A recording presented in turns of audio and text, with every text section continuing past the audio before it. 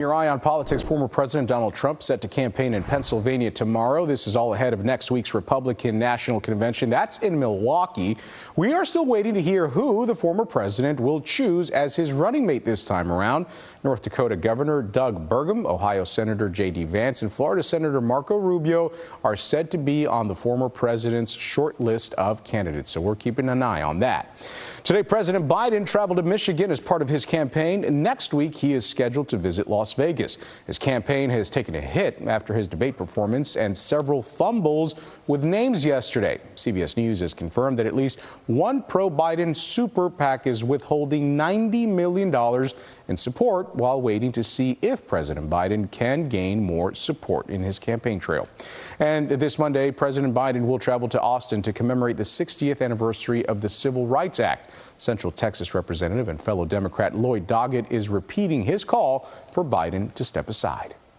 And that would be a great time for him to follow the example of President Lyndon Johnson, putting country ahead of self, and make the difficult and painful decision after so many years of valued service to say that he will step aside.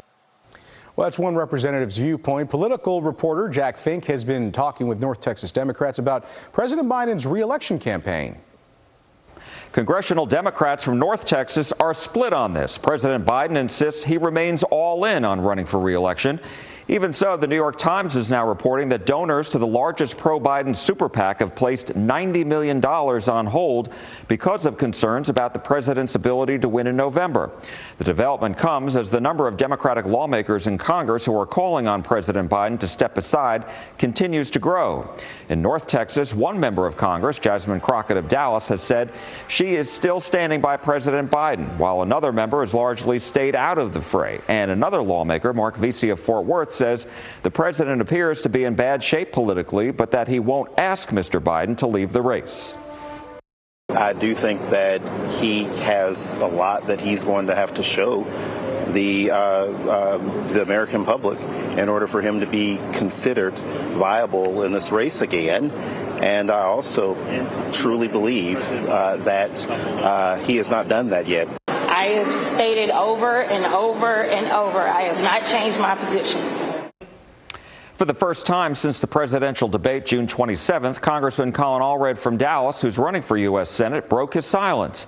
In a statement, he says, quote, "Like many Texans, I was disappointed with what I saw in the debate. I know that many conversations about next steps are happening, and I have not been a part of those conversations." We'll be discussing this more on Eye on Politics this Sunday morning. We also asked Dallas County's Democratic Party chair what impact this focus on President Biden will have on down-ballot races, including for U.S. Senate. Also coming up this Sunday, we speak with North Texas delegates to the Republican National Convention being held in Milwaukee, Wisconsin, about the message they want to hear at their gathering and who they would like to become the vice presidential nominee for former President Donald Trump. And the accusations are flying between President Biden and acting Governor Dan Patrick over a disaster declaration after the deadly Hurricane Beryl that swept through Texas. Get your fix for Texas politics. Watch Eye on Politics at 7:30 Sunday morning. We are on air and streaming. Certainly hope you will join us.